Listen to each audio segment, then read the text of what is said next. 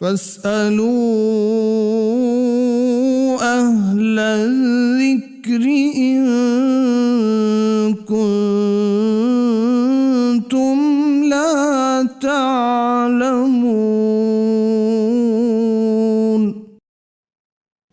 بسم اللہ الرحمن الرحیم۔ السلام علیکم۔ پروگرام فتویٰ آن کرنٹ ایشوز میں آپ کو خوش آمدید کہتے ہیں۔ میں ہوں آپ کا میزبان ارسلان اعظم۔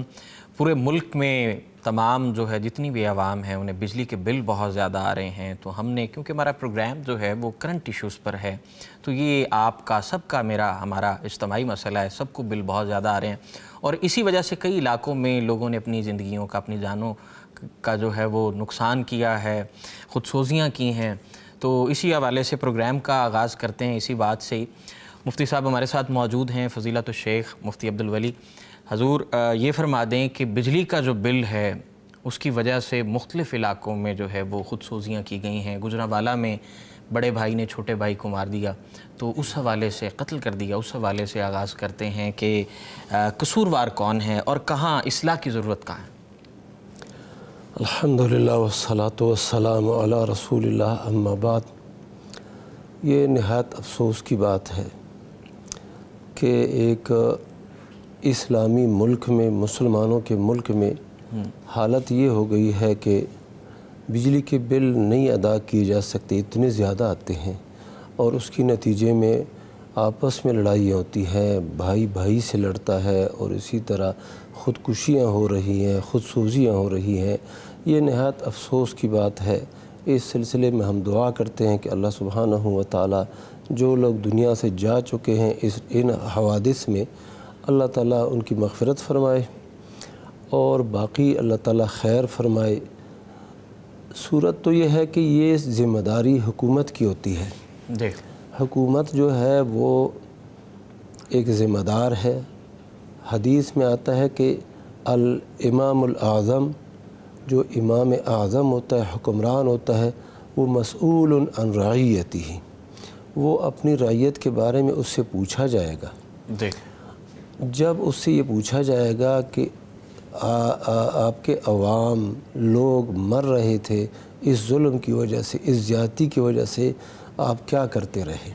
تو یہ ذمہ داری حکومتوں کی ہے کہ اپنے عوام کے لیے، لوگوں کے لیے، پبلک کے لیے آسانیاں پیدا کرے، اور جو اپنی وہ اخراجات جو غیر ضروری اخراجات ہیں بلکہ عیاشی کے زمرے میں آتے ہیں، ان کو وہ کم کرے اور یہ عوام کو سہولت میسر کرے۔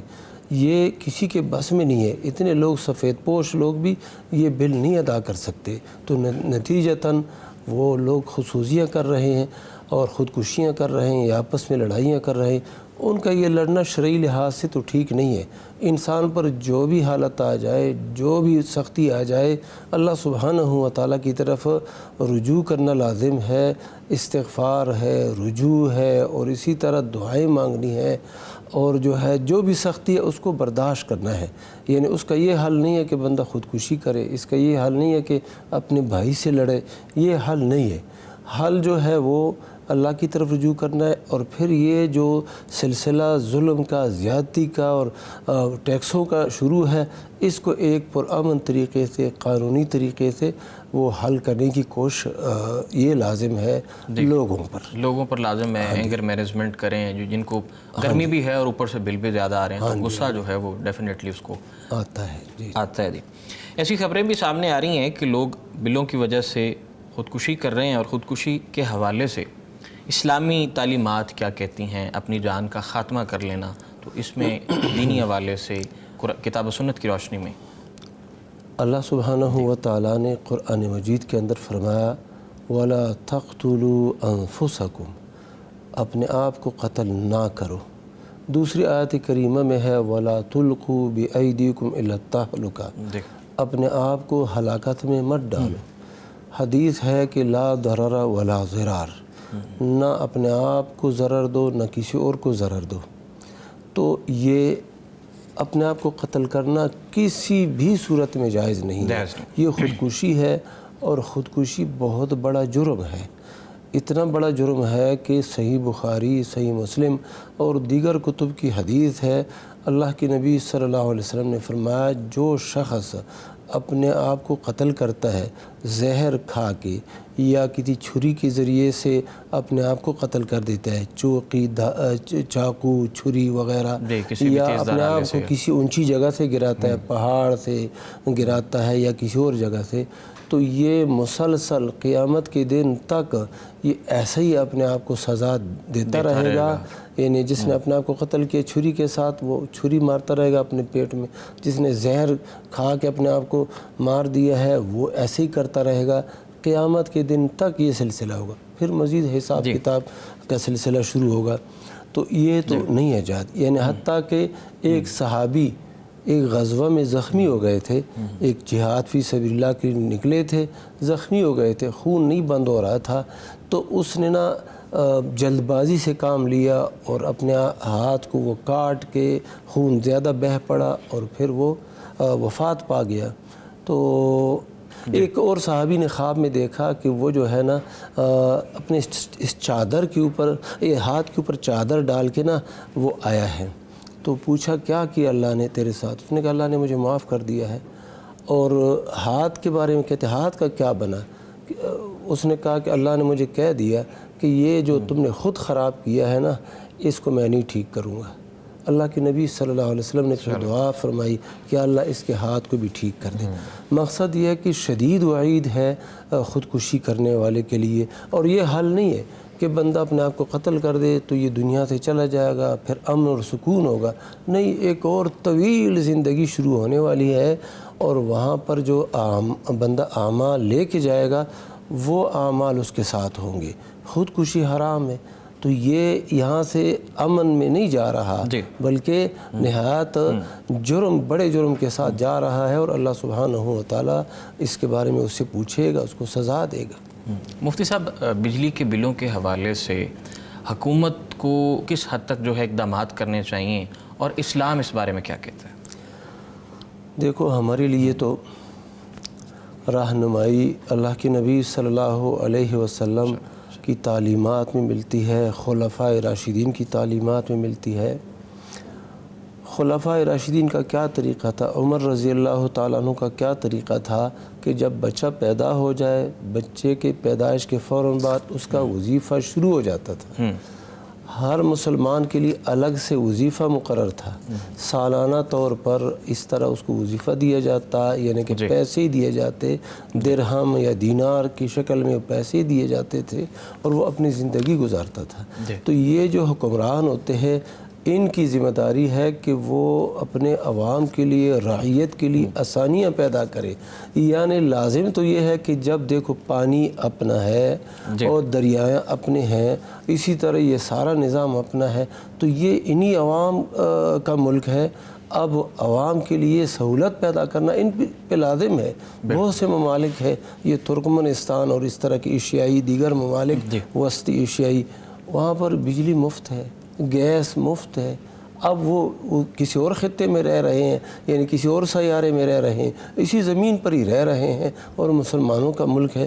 انہوں نے یہ کیا ہے کہ خیانت نہیں کی ہے، اپنے عوام کے ساتھ خیانت نہیں کی ہے، اور جو وسائل ہے ان وسائل سے فائدہ اٹھایا ہے درست طریقے کے ساتھ، اور عوام پہ تقسیم کر دیا ہے۔ مفتی صاحب، وہاں کی عوام نے بھی جو ہے نہ ملاوٹ کی، نہ خیانت کی، انفرادی کوششوں کا مظاہرہ کیا۔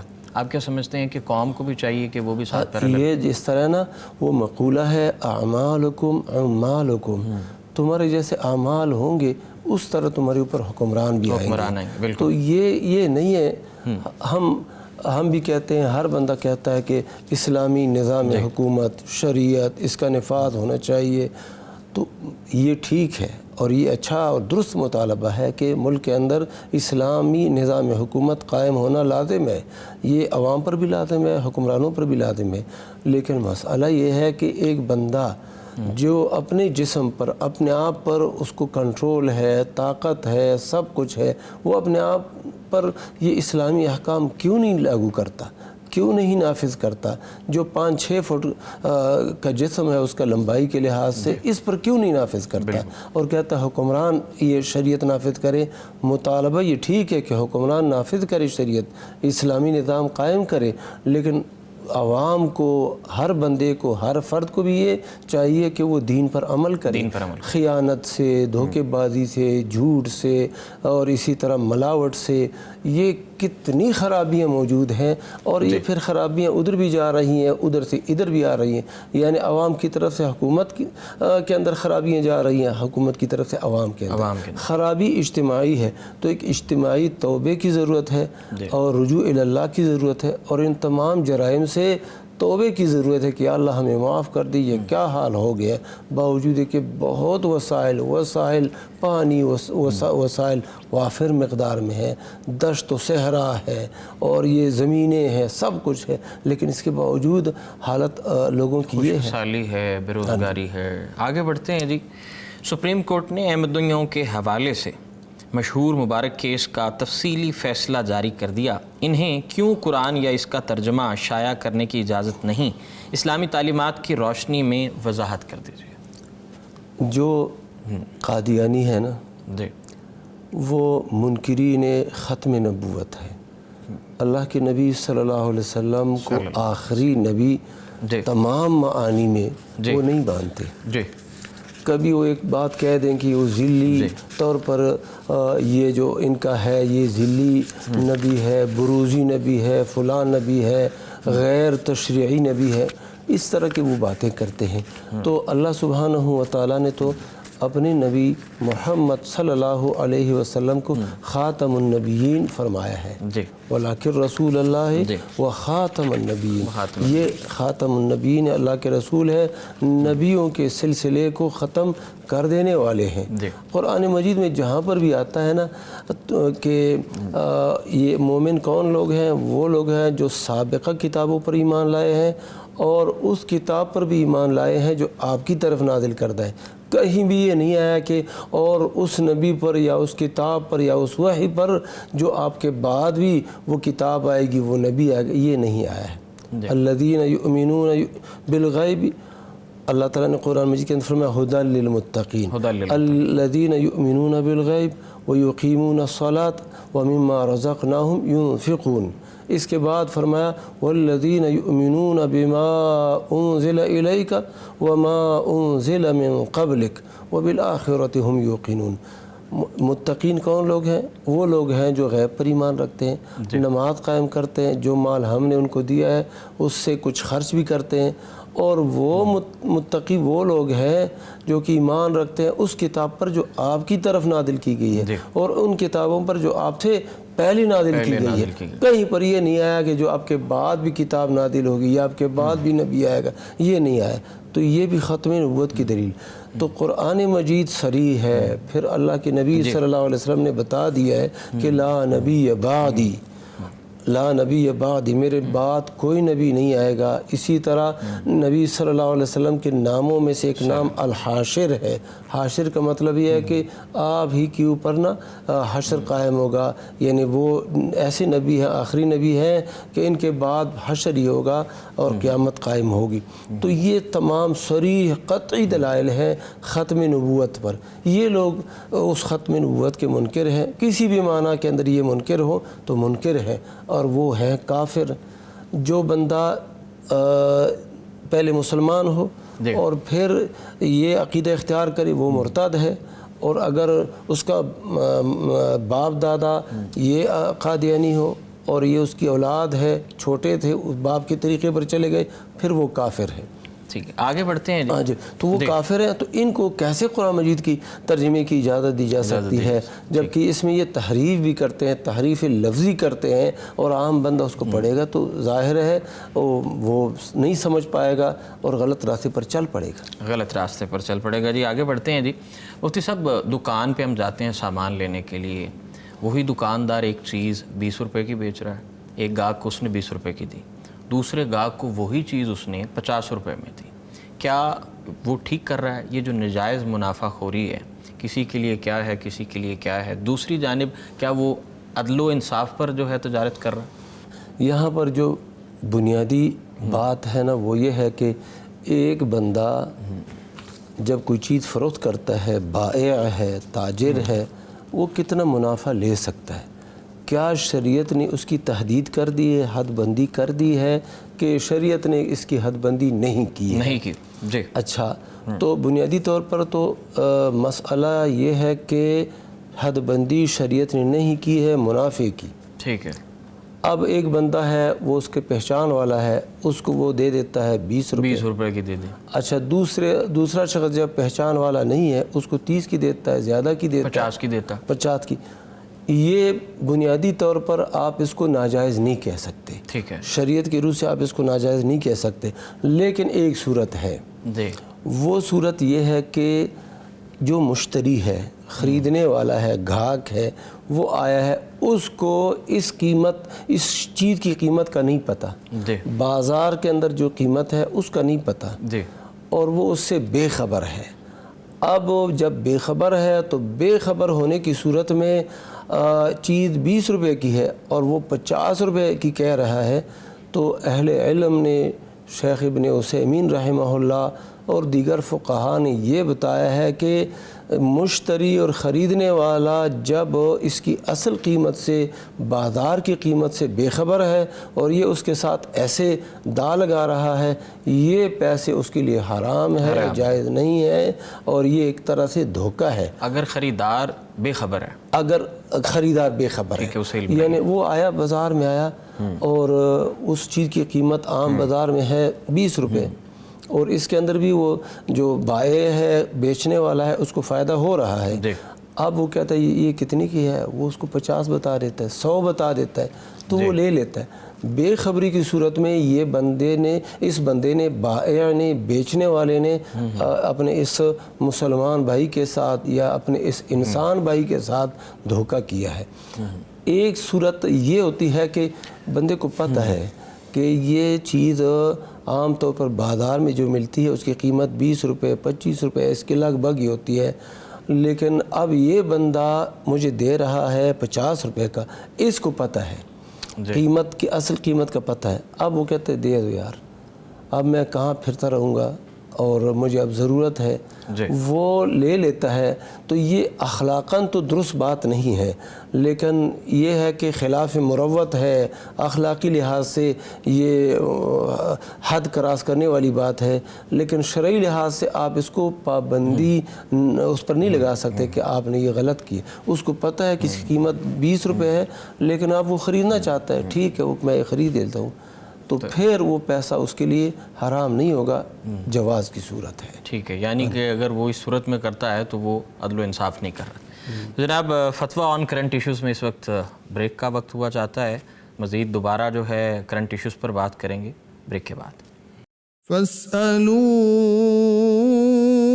أَهْلَ الذِّكْرِ إِن كُنتُمْ لَا تَعْلَمُونَ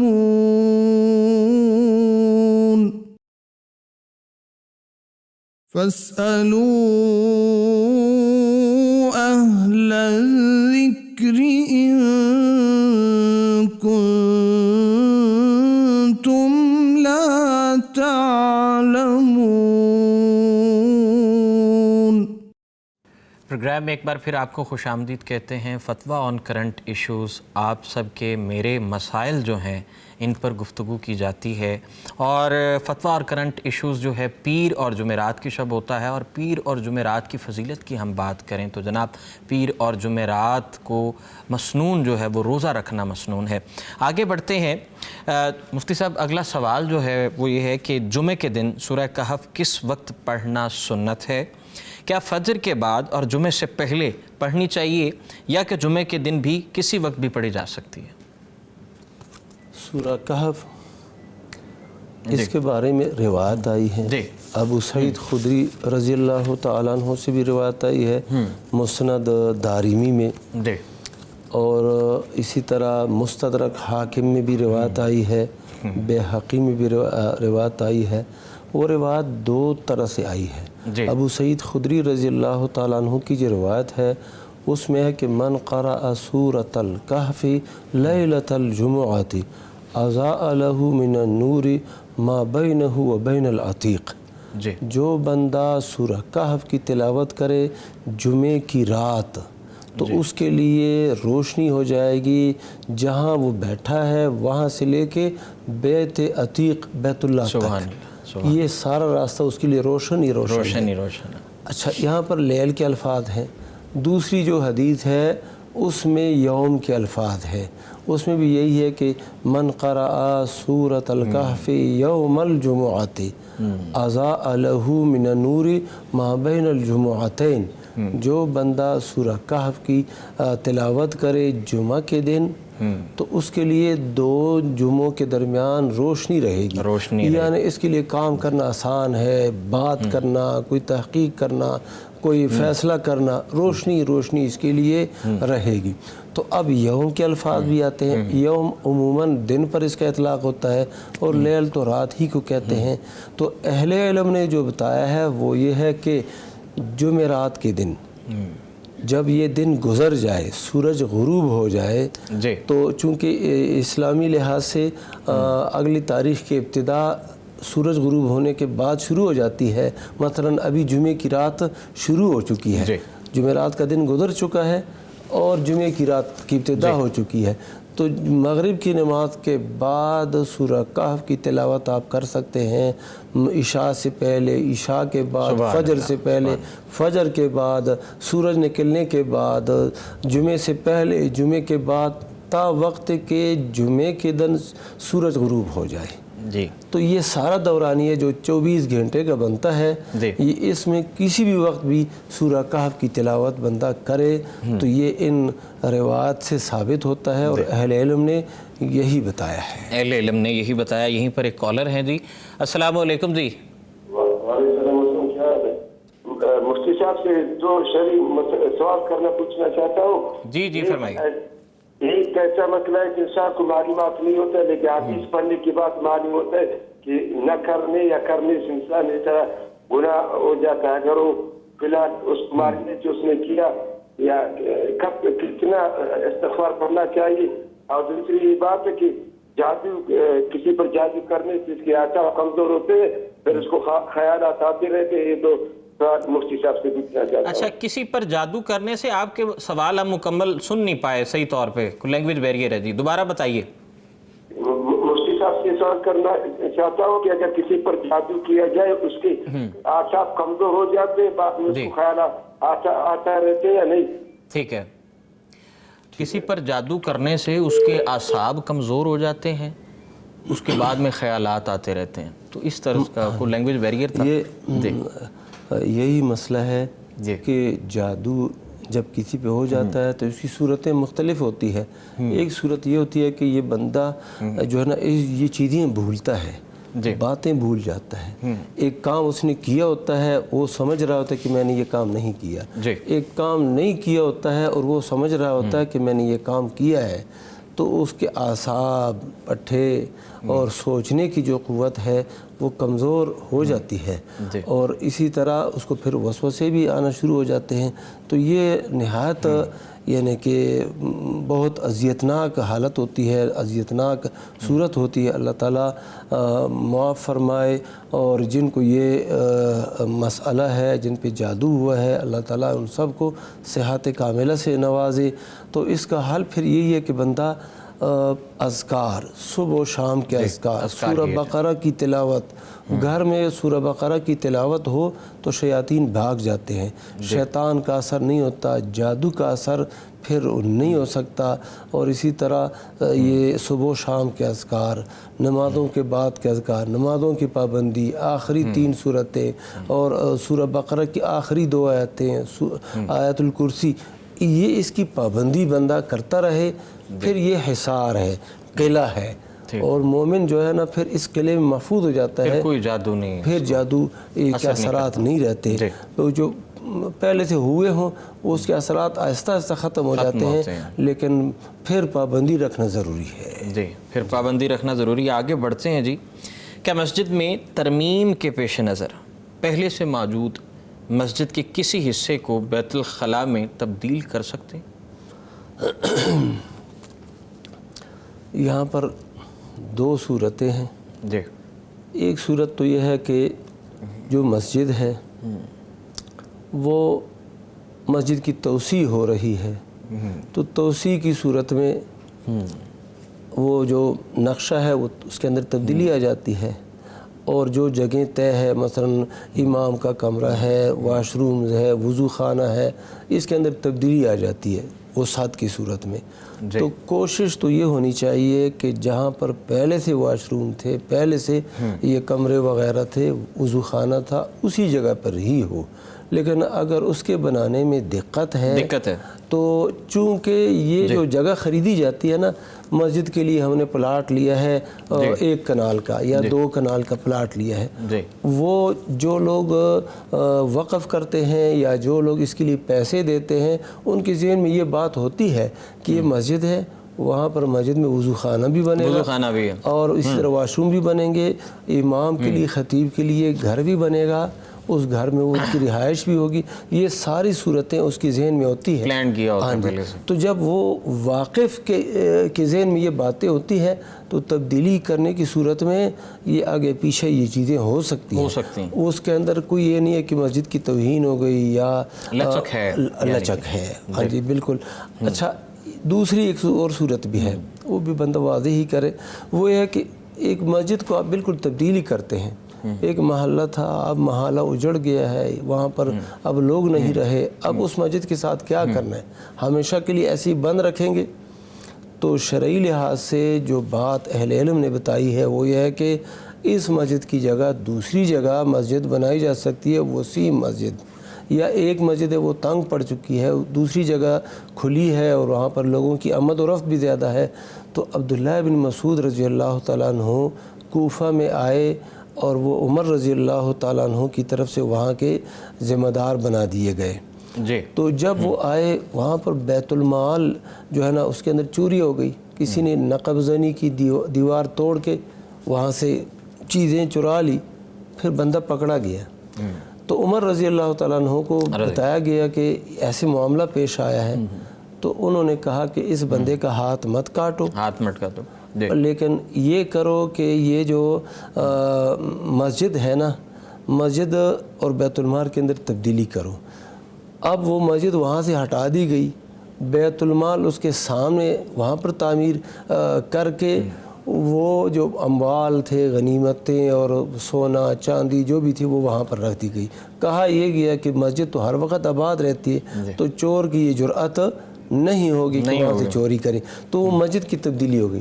شیخ الاسلام ابن تیمیہ رحمہ اللہ، امام احمد ابن حنبل رحمہ اللہ، سارے وہ یہی کہتے ہیں کہ ایک مصلحت کے تحت، ایک ضرورت کے تحت یا مصلحت کے تحت تبدیلی ہو سکتی ہے۔ جی ایک کالر ہیں جی ہمارے ساتھ۔ جی السلام علیکم، کون کہاں سے جی؟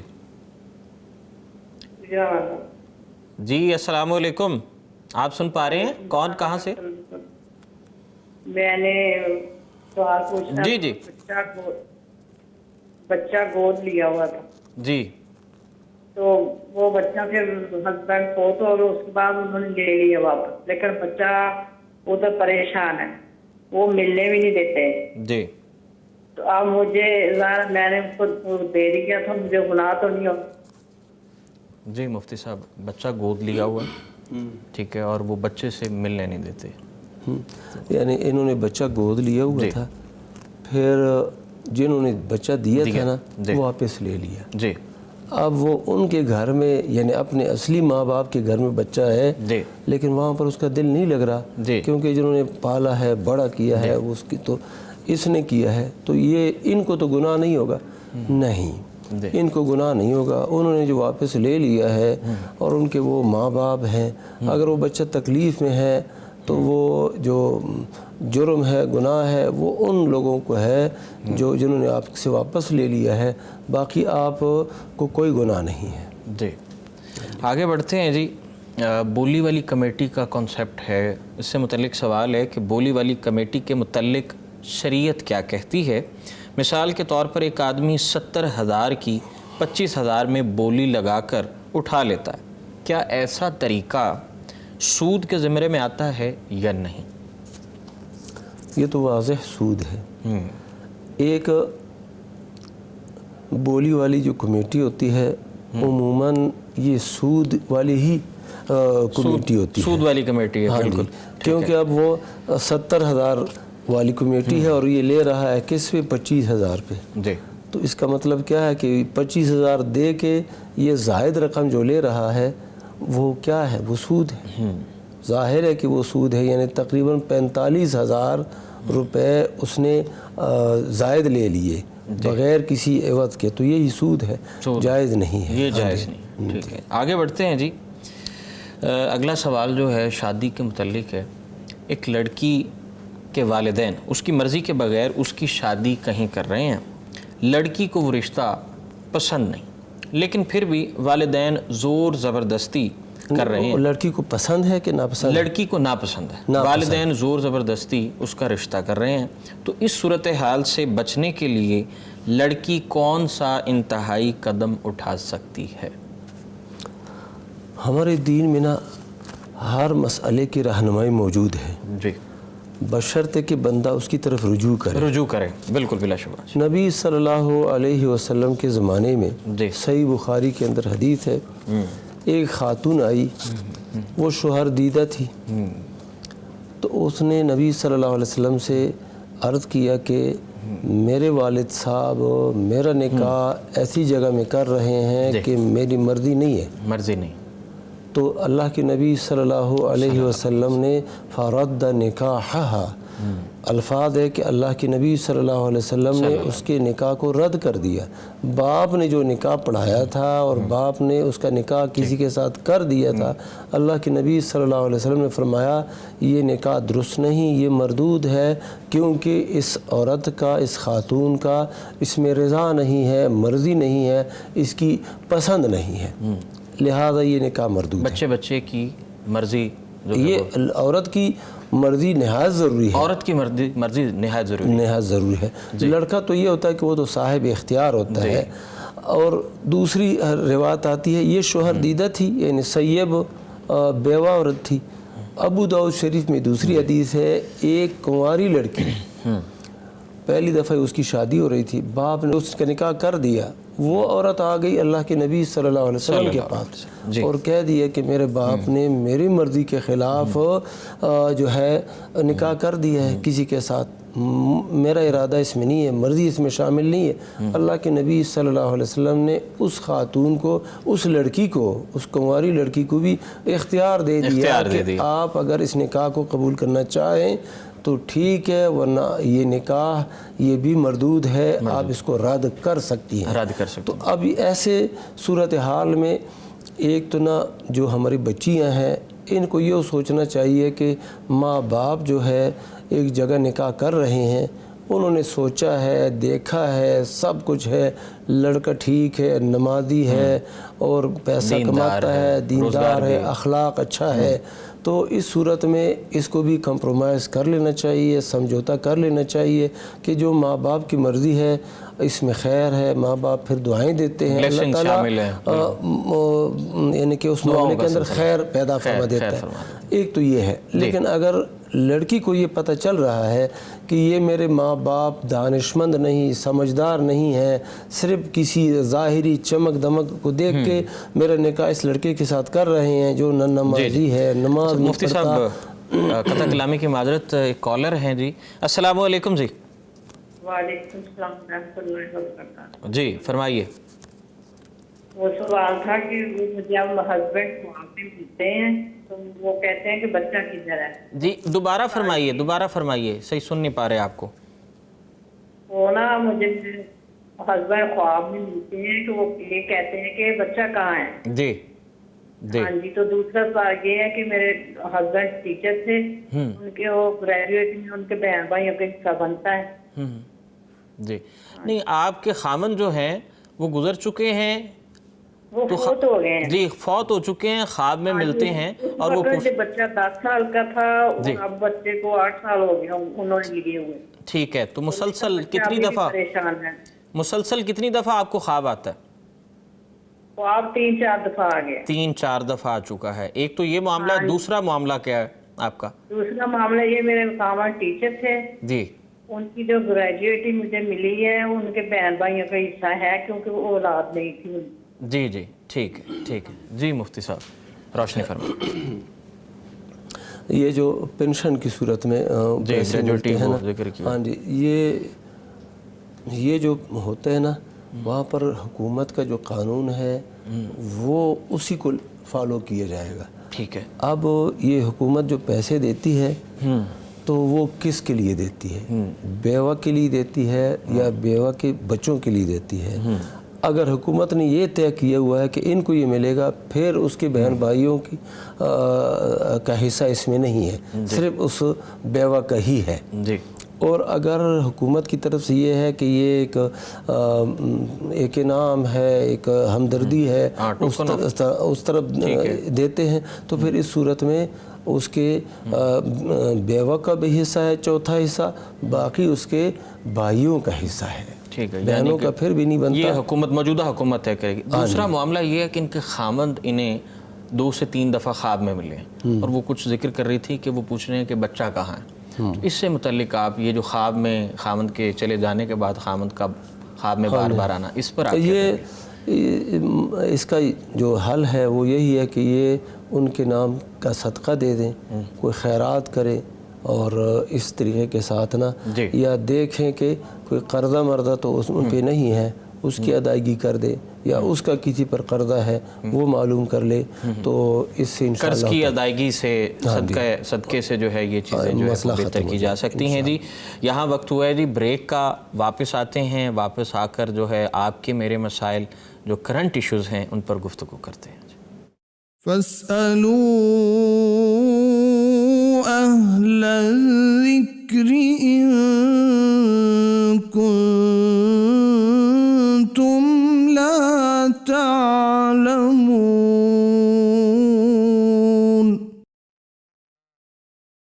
فَاسْأَلُوا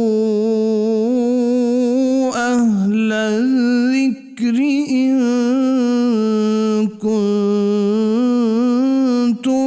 لَا تعلمون۔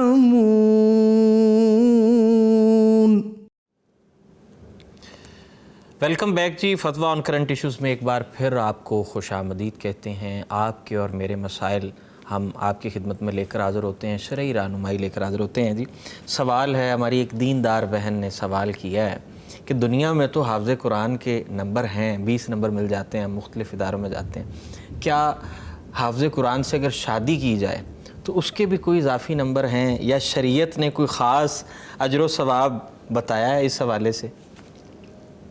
ماشاء اللہ وبارک فیہا۔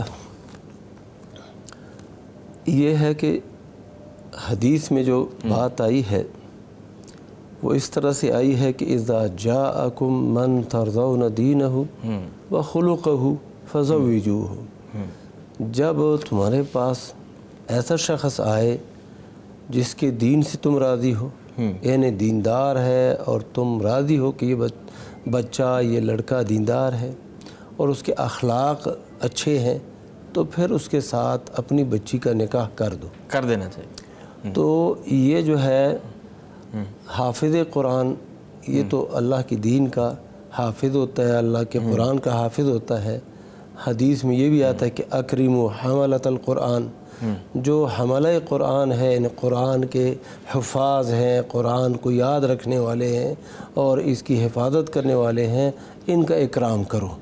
تو اگر ایک خاتون ہے، مقابلے میں 2 بندے آئے ہیں پیغام دینے والے، ایک طرف حافظ قرآن ہے، دیندار بھی ہے، اخلاق بھی اس کا اچھا ہے، دوسری طرف جو ہے نا وہ بندہ بھی اچھا ہے، غیر حافظ قرآن ہے، دیندار ہے اور اخلاق بھی اچھا ہے، لیکن وہ حافظ قرآن نہیں ہے، تو اس کے پاس ایک جو ہے نا اضافی نمبر ہے۔ ہاں، تو اکریمو کے تحت اس کا اکرام ہونا چاہیے اور ترجیح اس کو دینی چاہیے۔ یہ سوال میں انہوں نے یہ بھی کہا ہے کہ میرے لیے ایک غیر حافظ قرآن کا رشتہ آیا ہے، تو کیا میرے لیے درست ہے کہ اسے ٹھکرا کر کسی حافظ قرآن کے انتظار میں بیٹھ جاؤں؟ نہیں، یہ جو ہے نا، اب جب ہم اپنی اس بیٹی کو، اس بہن کو یہ کہیں گے کہ جب یہ رشتہ آ گیا ہے، سب سے پہلے آپ نے دیکھنا ہے کہ اس لڑکے کا دین کیسا ہے، دین کیسا اور اخلاق کیسا ہے۔ اخلاق اور دین کو دیکھ کے ابھی حافظ آیا نہیں ہے تو حافظ کے انتظار میں یہ تو نہیں صحیح. جب دیندار ہے اور اخلاق بھی اس کا اچھا ہے تو نکاح کر دو. نکاح کر لینا چاہیے. ہاں جی، کیونکہ حدیث میں آتا ہے کہ اس کے بعد نا ورنہ بڑا فتنہ اور فساد برپا ہو جائے گا، اس لیے کر دے. ہاں اگر دونوں ایک طرف حافظ دیندار اور بااخلاق، دوسری طرف دیندار بااخلاق غیر حافظ، تو پھر تو اس وقت ہم یہی مشورہ دیتے کہ حافظ قرآن کو ترجیح دو. لیکن جب اب ہے نہیں تو آپ نے صرف دو باتوں کو دیکھنا ہے، ایک دین کو دیکھنا ہے، اخلاق کو دیکھنا ہے. باقی جو مسائل ہیں کہ جمال ہے اور حسب و نسب ہے، شرافت ہے، دین ہے، ان چیزوں کو مد نظر رکھ کے کر دو نکاح. یعنی کہ حافظ قرآن کے اجر و ثواب زیادہ ہے اگر اس سے شادی کی، یعنی امتیازی نمبر اس کے ہیں. امتیازی نمبر ہیں. جی آگے بڑھتے ہیں. جی بعض کمپنیاں اور دکانیں اپنی تجارت کو فروغ دینے کی خاطر خریداروں کو مفت انعام پیش کرتی ہیں. جی لالچ، ٹھیک ہے جی. یہ مفت انعام کبھی سامان کی شکل میں ہوتا ہے تو کبھی روپے پیسے کی صورت میں. عام طور پر یہ انعام قرآن اندازی کے ذریعے خریداروں میں تقسیم کیا جاتا ہے. کیا اس مفت انعام کا لینا جائز ہے؟ کیا یہ چیز جوئے کے ضمن میں تو نہیں آتی؟ نہیں، یہ جوئے کے ضمن میں بالکل نہیں آتی. ٹھیک ہے. مثلا دکاندار نے یہ کہا ہے کہ ہم سے جو 2000 تک چیزیں خریدے گا، 2000 روپے تک، تو ہم اس کو نہ اس قرآن اندازی میں شامل کر لیں گے، یا جو اتنے پیسوں کی چیزیں خریدے گا ہم اس کو نہ ایک بوتل پلا دیں گے، یا ایک کتاب ٹوکن آف لو کی صورت میں آپ کہہ سکتے ہیں. اس میں کوئی حرج نہیں ہے. ہر بندے کی کوشش ہوتی ہے کہ میری طرف گاہک آئے، لوگ راغب ہوں، یہاں سے چیزیں خریدیں، تو اس میں کوئی حرج نہیں ہے. بندے کا مقصد تو وہ سامان خریدنا ہے. اب وہ کمپنی یا دکان وہ اس کو اپنی طرف سے انعام دے رہے ہیں تو اس میں کوئی حرج نہیں ہے. شرعی لحاظ سے کوئی کسی بھی صورت میں اس کے اندر خفا اور پوشیدگی نہیں ہے کہ یہ جوئے کی صورت بنتی ہے. جوئے کی صورت بنتی ہے؟ بالکل نہیں بنتی جوئے کی صورت. مطلب اس طرح کا اگر کوئی ٹوکن آف اپریسیشن یا ٹوکن آف لو ملے تو اس کو وصول کریں. ہاں جی بالکل. آگے بڑھتے ہیں. جی کوئی کھانے پینے کی چیز باتھ روم میں لے جانا کیسا ہے؟ مثلا بسکٹ کا پیکٹ یا کوئی اور کھانے کی چیز جو کہ پیک ہو یا جیب میں پڑی ہو، اور اسی حالت میں انسان باتھ روم چلا جائے تو کیا ایسا کرنا درست ہے؟ کیونکہ میں نے سنا ہے کہ اس طرح وہ چیز حرام ہو جاتی ہے. یہ جو بات کہی گئی ہے کہ اس طرح وہ چیز حرام ہو جاتی ہے، یہ بات تو بے اصل ہے، اس کی کوئی حقیقت نہیں ہے. اور باقی یہ ہے کہ بندہ واش روم میں ایسے کھانے پینے کی چیز کیوں لے کے جاتا ہے؟ تو نہیں لے کے جانا چاہیے، خلاف ادب ہے، اور اسی طرح یعنی جو آداب ہے ان کے خلاف ہے. لیکن اگر صورت یہ ہے کہ اگر یہی بسکٹ وغیرہ باہر رکھے گا تو کوئی لے کے جائے گا، چرا لے گا. اب وہ جیب میں رکھتا ہے، محفوظ رکھتا ہے، تو کوئی حرج نہیں ہے اس میں. ہم پیسے بھی رکھ کے واش روم جاتے ہیں تو وہ تو حرام نہیں ہو جاتے. یہ کھانے پینے کی چیز بھی حرام نہیں ہو جاتی جب وہ محفوظ ہے اور آپ نے اس کو محفوظ رکھا ہوا ہے، گندگی پر رکھتے نہیں ہیں تو کوئی حرج نہیں ہے. سائیڈ پاکٹ میں ہے تو ڈیفینیٹلی جو ہے اس کو وہ اس میں کوئی. یہاں پر جی ایک کالر ہے، کالر شامل کرتے ہیں. جی السلام علیکم. کون کہاں سے؟ وعلیکم السلام ورحمۃ اللہ وبرکاتہ. میں عبدالحسیب سے بات کر رہا ہوں. جی عبدالعظیم صاحب، میرا سوال یہ ہے، میت پر جنازہ کس کی بات پڑھی جا سکتی ہے؟ اگر ایک بندہ کراچی میں فوت ہوا، وہاں پر جنازہ پڑھی گئی اور گوئی لاش لائی گئی، پھر اس پر جنازہ پڑھ سکتے نہیں پڑھ سکتے؟ جی دوبارہ مفتی صاحب کچھ سننے میں آیا آپ کو، کیا کہہ رہے ہیں کہ میت پر جنازہ سمجھ آئیے کہ ایک میت ہے، اس کا ایک دفعہ جنازہ پڑھ لیا، کیا دوسری دفعہ جنازہ؟ ہاں جی یہ ہے. تو شریعت میں تو نبی صلی اللہ علیہ وسلم کے زندگی میں ایک دفعہ ایسا ہوا کہ ایک شخص تھا، مرد تھا یا خاتون تھی، مسجد کی صفائی کرتے تھے. وہ خاتون فوت ہو گئی. جب نبی صلی اللہ علیہ وسلم کو پتہ نہیں چلا، رات کا وقت تھا، صحابہ کرام نے رات ہی میں اس کی تدفین کر دی، جنازہ پڑھا اور دفن کر دیا. صبح ہوئی، دن چڑھا تو اللہ کے نبی صلی اللہ علیہ وسلم نے پوچھا کہ وہ شخص نہیں نظر آ رہا، وہ مرد ہے یا عورت، وہ نہیں نظر آ رہا، تو صحابہ نے بتا دیا کہ وہ تو رات کو فوت ہوئے اور ہم نے اس کی تکفین اور تدفین کر دی ہے۔ تو اللہ کے نبی صلی اللہ علیہ وسلم نے پوچھا کہ مجھے کیوں نہیں بتایا؟ تو انہوں نے کہا کہ رات کا وقت، اور ہم نے کہا آپ کو دقت ہوگی تو اس لیے ہم نے آپ کو نہیں بتایا۔ اللہ کے نبی صلی اللہ علیہ وسلم نے صحابہ سے کہا دلون علی قبرہ، مجھے اس کی قبر کا بتاؤ، کہاں پہ اس کو دفن کیا ہے۔ نبی صلی اللہ علیہ وسلم گئے، صحابہ بھی ساتھ گئے، اور قبر کے اوپر انہوں نے جنازہ پڑھایا اس خاتون کا یا اس مرد کا۔ تو یہ، اور جو صحابہ کرام پہلے بھی انہوں نے جنازہ پڑھا تھا، وہ صحابہ کرام پھر بھی شامل ہو گئے تھے اس قبر پر جنازے میں۔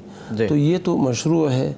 بعض فقہا بھی یہ کہتے ہیں کہ جو وارث ہے نا، وارث، وہ تو جنازہ نہ پڑھے، غیر وارث جنازہ پڑھے، 2 دفعہ پڑھے، 10 دفعہ پڑھے، جتنی دفعہ بھی پڑھ لے۔ ہاں جو وارث ہے وہ بالکل آخر میں پڑھے۔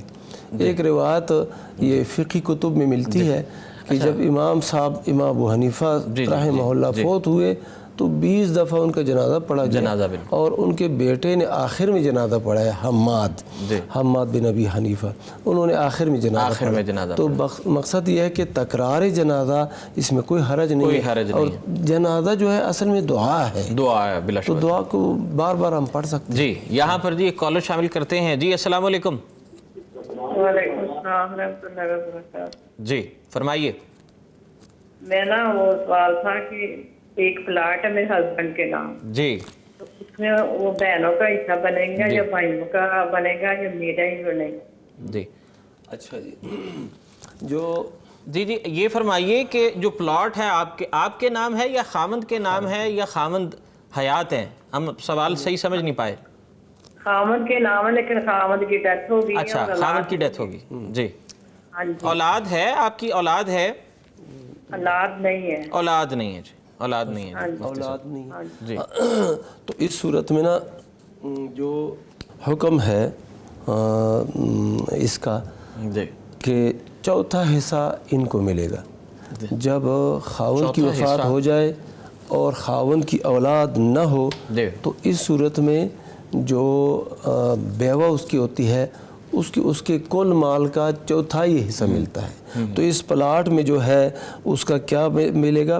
وہ اس کا یعنی کہ چوتھائی حصہ اس کو ملے گا، اور جو باقی ہے وہ کس کو ملے گا؟ اس کے بھائی کو ملے گا، بھائی کو، یعنی اسبہ کو وہ باقی ساری چیزیں اولاد نہیں ہے، اولاد نہیں ہے۔ ہاں جی، اس صورت میں چوتھا حصہ جو ہے، ہاں جی، خاوند فوت ہو گیا ہے، اس کی اولاد نہیں ہے، بیوہ ہے تو بیوہ کو چوتھا حصہ ملے گا، باقی جو مال ہے وہ اس کی بہن اور بھائی کو مل جائیں گے، یعنی اس طرح کے 2 حصے بھائی کو مل جائیں گے، 1 حصہ اس کی بہن کو ملے گا۔ اب جتنے بھی بھائی ہیں اور جتنے بھی بہنیں ہیں ان کو وہ 3 حصے جو ہیں باقی وہ ان پر تقسیم ہوں گے۔ یہاں ایک اور کالر ہیں۔ جی السلام علیکم۔ جی کال ڈراپ ہو چکی ہے۔ جی مفتی صاحب ذکر کر رہے تھے کہ چوتھا حصہ، ہاں جی، یعنی اس میں یہی ہوگا کہ اولاد کوئی نہیں ہے اور بیوی ہے اور اسی طرح بھائی ہیں، بہنیں ہیں، تو چوتھا حصہ اس کی بیوی کو دے دیا جائے گا۔ باقی جو 3 حصے رہتے ہیں اس کے مال میں سے وہ اس کے بھائی بہنوں پر تقسیم ہوں گے، بھائی کو 2 حصے اور بہن کو 1 حصہ ملے گا، بہن کو 1 حصہ۔ جی پروگرام کا جو ہے وہ وقت یہاں پر ختم ہوا چاہتا ہے۔ فتویٰ آن کرنٹ ایشوز ایک بار پھر جو ہے پیر اور جمعرات کی شب انشاءاللہ اسی ٹائم پر آپ کی خدمت میں حاضر ہوتے رہیں گے۔ آپ کے اور میرے مسائل اس میں ڈسکس ہوں گے، شرعی رہنمائی آپ تک پہنچائی جائے گی۔ یہیں پر اپنے میزبان ارسلان اعظم کو اجازت دیں، اللہ نے کے بعد۔ فَاسْأَلُوا أَهْلَ الذِّكْرِ إِن كُنتُمْ